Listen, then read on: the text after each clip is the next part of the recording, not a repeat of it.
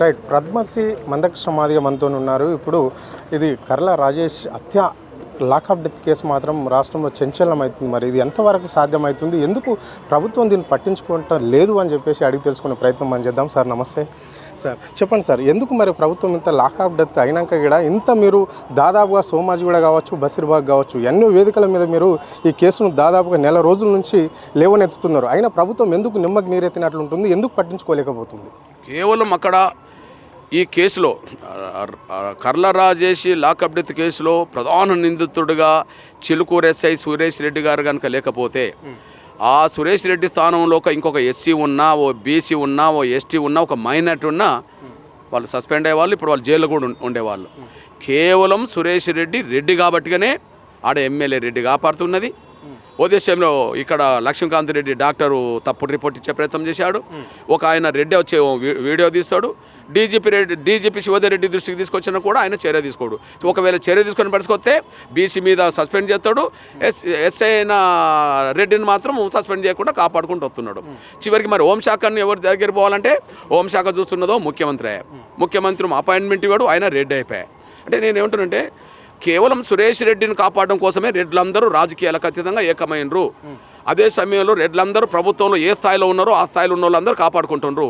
అయితే ఇక్కడ ఒక హత్యను కప్పిపుచ్చే ప్రయత్నం చేసిన వాళ్ళు కొంతమంది ఉంటే ఆ హత్యను చేసిన వాళ్ళని కాపాడే వాళ్ళు కొంతమంది ఉన్నారు.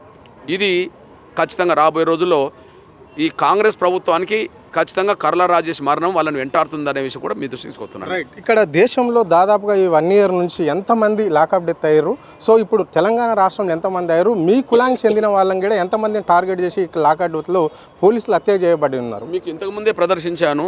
ఓకే, నేర నిర్ధారణకు సంబంధించిన వ్యవస్థ వాళ్ళు ఈ దేశంలో ఈ 2025లోనే దాదాపు కస్టోడియల్ డెత్లు 1650 జరిగినాయని చెప్పి రిపోర్ట్ ఇచ్చారు. అదే సమయంలో ఇక్కడ తెలంగాణ కోర్టుకి వచ్చి చూడండి, ఇప్పుడు ఎంఆర్పిఎస్ పట్టించుకోకపోతే ఈ లాకప్ డెత్ ఇంత చర్చకు వచ్చేది కాదు, అది కూడా కనుమరుగయ్యేది.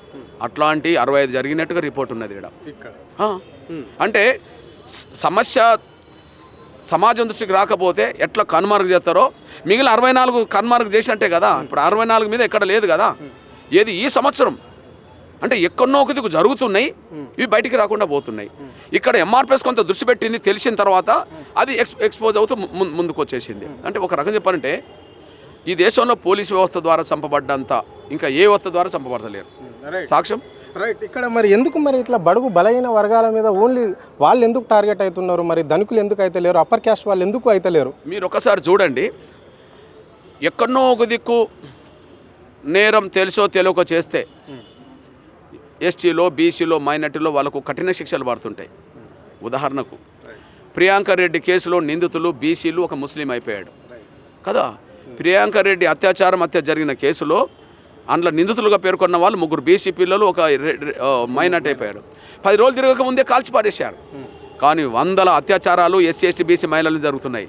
ఎక్కడన్నా ఎన్కౌంటర్లో ఎస్సీ ఎస్టీ బీసీ మహిళలను అత్యాచారాలు చేసి చంపిన వాళ్ళ మీద ఎక్కడన్నా ఎన్కౌంటర్ జరిగిందా? జరగలేదు. ఎగ్జాంపుల్ మీకు ఇంకో విషయం చెప్తున్నాను నేను. ఇప్పుడు ప్రియాంక రెడ్డి ఘటన జరగకముందే ఆజిపూర్లో శ్రీనివాస్ రెడ్డి అని ఒక దుర్మార్గుడు 3 అమ్మాయిలను, మన బీసీ అమ్మాయిలనే 6, 7 తరగతి చదువుతున్న పిల్లల్ని నెలకొకరిని లిఫ్ట్ ఇస్తారని చెప్పి వెహికల్ మీద ఎక్కించుకొని తీసుకెళ్ళి చంపి బయలుపడేసిన విషయం. ఒక్కడు ఎంతమందిని చంపిండు? 3 చంపిండు. అతని మీదనే కర్నూలులో ఒక బీసీ మహిళను చంపిన కేసు ఉన్నది. అంటే ఒక శ్రీనివాస్ రెడ్డి ఎంతమందిని చంపిండు? 4 మహిళలు చంపిండు. 4 మహిళలు చంపిన ఒక రెడ్డిని ఎన్కౌంటర్ చేయలేదు. కానీ ఒక ప్రియాంక రెడ్డిని మాత్రం ఎవరు అత్యాచారం చేసి చంపినప్పుడు 3 బీసీ పిల్లల్ని, ఒక ముస్లిం పిల్లల్ని కాల్చిపారేశారు. అంటే దీన్ని బట్టి అర్థం ఏమవుతుంది? పోలీసు వ్యవస్థ రాజ్యం ఉన్నత వర్గాల చేతులు ఉంటే ఆ ఉన్నత వర్గాల చేతిలో ఒక పనిముట్టుగా మాత్రమే పనిచేస్తుంది అనడానికి సాక్ష్యం స్పష్టంగా కనిపిస్తున్నది. ఈ నేపథ్యంలో మేము చెప్తున్నాం, ఎస్సీ ఎస్టీ బీసీలు మరింత చైతన్యవంతంగా కాకుండా లేదా మరింత ఎదుర్కొనే చైతన్యం లేకుండా ఇవి ఆగుతాయి అంటే ఆగేటట్టు లేవు. అంటే పెరగాల్సింది చైతన్యం, ఐక్యత, పోరాటం. రైట్. ఇక్కడ మీరు ఎంఆర్పిఎస్ నుంచి ఇక్కడ రాజేష్కి న్యాయం జరగాలంటే మీ కార్యాచరణ ఏ విధంగా ఉండబోతుంది, మరి ఏం చేయాలనుకుంటున్నారు? మీరు గతంలో ప్రెస్ మీట్లో కూడా చెప్పారు పోస్ట్ మార్టం మళ్ళీ చేయాలి అని చెప్పేసి అంటున్నారు, మరి అది ఎంతవరకు సాధ్యమవుతుంది, అది అయ్యేంత వరకు మీ పోరాటం కొనసాగుతుందా? 100% మేము రీపోస్ట్ మార్టం ఒక డిమాండ్. అదే సమయంలో ఎస్ఐని సస్పెండ్ చేయడం, వాళ్ళను ఉద్యోగం నుంచి తొలగించడం, అరెస్ట్ చేయడం అనేది ఇంకొక డిమాండ్. దీన్ని సమగ్రంగా ఇక్కడ 2 రకాలు కనిపిస్తున్నాయి. రాజేష్ మృతికి ప్రధాన కారకులుగా కొంతమంది ఉన్నారు, ఆ కేసును కప్పిపుచ్చటాలు కొంతమంది ఉన్నారు. ప్రధాన కారకుల్లో ఎస్ఐతో పాటు కొంతమంది పోలీసులు ఉన్నారు, చట్టవిరుద్ధమైన అరెస్ట్ చేసే కాడ, చిత్రహింసలు పెట్టే కాడ ఉన్నారు. ఓకే, అట్లనే సిఐ దాన్ని చూస్తూ మౌనంగా ఉన్నాడు. వాస్తవానికి సిఐ రూరల్ సిఐ ఆఫీసులోనే వీళ్ళని ఎక్కువ చిత్రహింసలు పెట్టడం జరిగింది. వాస్తవానికి 24 గంటల్లో హాజరుపరిచే టైంకి ఈయన హాజరుపరచలేకపోయారు. కేసు నమోదు చేసింది, అరెస్ట్ చేసిందేమో ఎస్ఐఏ, కానీ ఎక్కడ పెట్టిందంటే రూరల్ సిఐ కార్యాలయంలో పెట్టడం జరిగింది. ఆయన కూడా తప్పు చేశాడు.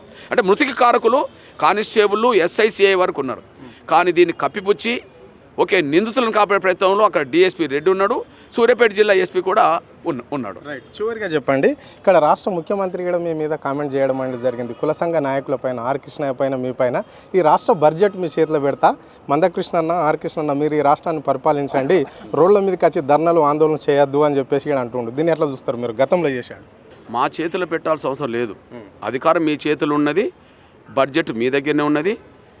మీ హామీలను అమలు చేసే విధంగా బడ్జెట్ను పంపిణీ చేయడం మీద మీరు దృష్టి పెట్టేసేయండి. ఆ విషయంలో నేను ప్రధానంగా ఎంఆర్పిఎస్ వర్గీకరణ పోరాటం తర్వాత నేను ఎక్కువ వికలాంగులు, వృద్ధులు, వితంతులు, వాళ్ళ పెన్షన్లు, వాళ్ళ సమస్యలను దృష్టి పెడతాం. మొదటి నుంచి మీరు చూస్తున్నారు.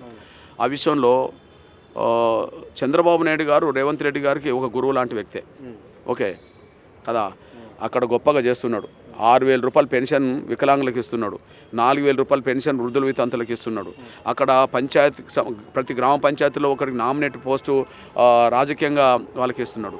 భారతదేశంలో ఎక్కలేని సదుపాయాలు వికలాంగులకు, వృద్ధులకు, వితంతులకు ఆంధ్రప్రదేశ్లో అమలు జరుగుతున్నాయి కదా. ఇక్కడ 6,000 రూపాయలు పెన్షన్ ఇస్తాము, మీరు నవంబర్లో ఓట్లేయండి, డిసెంబర్లో ఇస్తామని చెప్పి వాగ్దానాలు చేశారు. ఓకే, వృద్ధుల వితంతులకు 4,000 అన్నారు. కనీసం 2 సంవత్సరాలు దాటింది, ఇంతవరకు పెన్షన్ పెంచలేదు. బడ్జెట్ మా చేతులు పెట్టడం కాదు, మీరు ఇచ్చిన హామీని అమలు చేసి ముఖ్యంగా ఆ పెన్షన్ల విషయం మీరు వెంటనే అమలు చేయాలని కోరుతున్నాను.